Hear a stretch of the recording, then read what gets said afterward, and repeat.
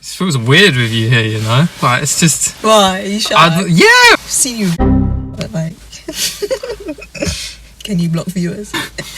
Anyways, welcome to the video. This is episode 2 of the PT, and today we're house hunting. So we're going to look at a new build. Yikes! And yeah, we'll see how it goes, but hopefully it doesn't fall down on us as soon as we walk in, because there's obviously rumours about new builds and how terribly made they are. I mean, X the audience. Look, you need to show them that thing over there. There's... Oh, it's kind of... It's far away, isn't it? You know the... Basically, just know we're literally like sat in the middle of a building site at the moment.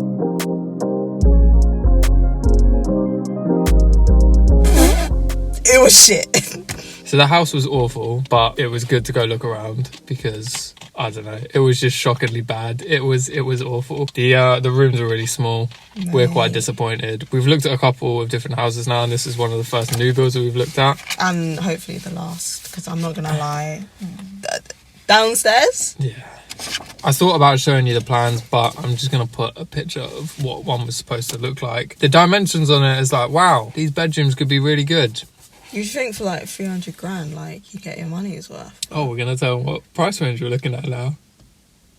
Overall, a very disappointing and underwhelming experience. The look continues. I don't know about you, but the new builds aren't looking that great. I feel like we're more likely to go for something that's not a new build and sort of pre-owned. Yeah. Because even like, there's still like construction work happening as well. Like, don't want to wake up to...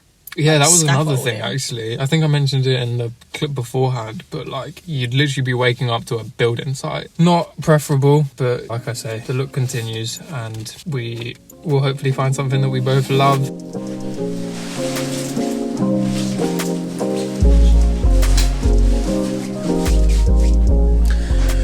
So we are home. We have finished with our house hunting, or for today at least. And yeah, you got a general gist of the fact that we were pretty disappointed with the one we looked at today, but yeah, I thought I would share that experience with you. Be it a brief one, just because it's part of the PT process really, isn't it? It's the part-time PT is going to include me moving out at some point, hopefully, fingers crossed, so thought I'd include it. Anyways, now that it's over, I can get into a small little update on how my qualification is going, what I'm doing, what I've done, and everything else. So this week, my physical goods arrives. So, for example, my textbook, which has all of the information in it. It is mainly a online course. However, there is a lot of additional information that is not in the online sections within the textbook. My first impression of it is that it's more detailed than I thought it was going to be. I've always been told that, and I've kind of been prepared for the fact that these two qualifications, the level 2 and the level 3, aren't going to be the most groundbreaking. I'm not going to learn an amazing amount of things, which is true. It almost feels like sitting through a GCSE biology lesson at the moment, but there is more detail to it, which is surprising because I thought it was going to be sort of very surface level, and understandably it is, but like I say, I'm just surprised.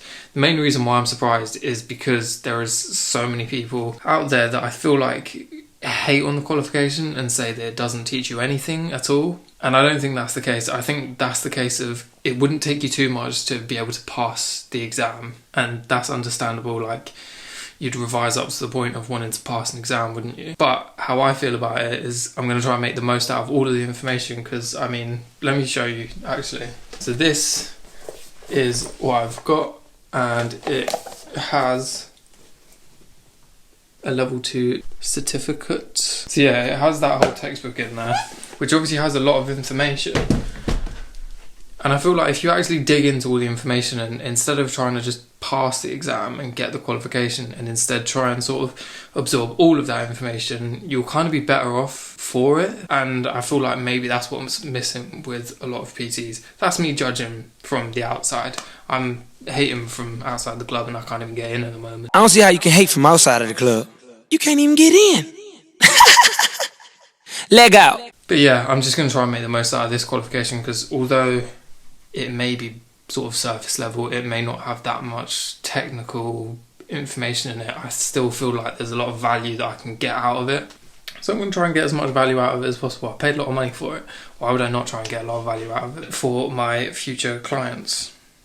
So how I'm structuring my days at the moment, for those of you that are interested, how I'm sort of fitting in that qualification, that learning around my current job, is my job starts at say 9 o'clock in the morning, ends at about 5ish in the afternoon/evening, and obviously from that period of time I'm working, so there's not much I can do during that period unless I have a quiet day in which maybe I can do some extra reading. But assuming that I'm having a busy day and I can't do any extra work, that's what I'm doing. 9 to 5, boom, that's me, I'm working. So before work, what I'm trying to do is I'm trying to do some of this, to be honest. I'm trying to edit some videos because I feel like it's a little bit backwards, to be honest, because although I feel creative in the evenings, I feel less productive if I'm doing this in the evenings. So if I do this first thing in the morning, it kind of just helps me feel a little bit better about myself, to be honest, for whatever that means. After work, what I'm then doing, at the minute I'm sort of doing my home workouts and my training after work, which means that's probably about 5, and then between the hours of 5 and 6 I'm then kind of saving that for my workout. Between the hours of 6 and 7 I'm going on my last walk of the day. From 7 to 8 then that is when I'm going to eat my second to last meal, and from then on, once I've finished eating, what I'm doing is I'm dedicating that time up until I sleep to working on the qualifications. That gives me, with a little bit of downtime, but probably like it's good to do about an hour a day. I'm trying to do it, and then obviously more at the weekends. But that's how my day's looking at the moment. It could change depending on how things go. So today is a Saturday, so I have not been at work. I've obviously been doing other stuff, and what I've got left to do today is simply my workout and eat. Your boy's hungry, so I need to go do that. I need to go cook. I need to go and get some more steps in. I'm currently on 8,000, so I need to do another 4,000 to hit my target for the day, which shouldn't take too long. But yeah, that's been my day. Did some nice sort of house viewing. We got a bit ahead of ourselves and we started looking at not furniture shops, but looking at other things like pots and pans and shit like that you need for a house as well. Just because there's not much else to do in lockdown, and if the shops are open, we're going to go into them. Hopefully you enjoyed that video. Obviously I understand it is a little bit different. It was less to do with the PT thing, but I mean, it's still an update on my life. It's still an update of the entire process as it is. So hopefully you enjoyed it. Let me know if you did by either giving it a like or commenting. Let me know if you want to see more of Tanisha as well, because obviously that was the first introduction that you're going to have of her. Anyways, I will leave the video there. As I said, please let me know what you thought, and I will see you in the next one.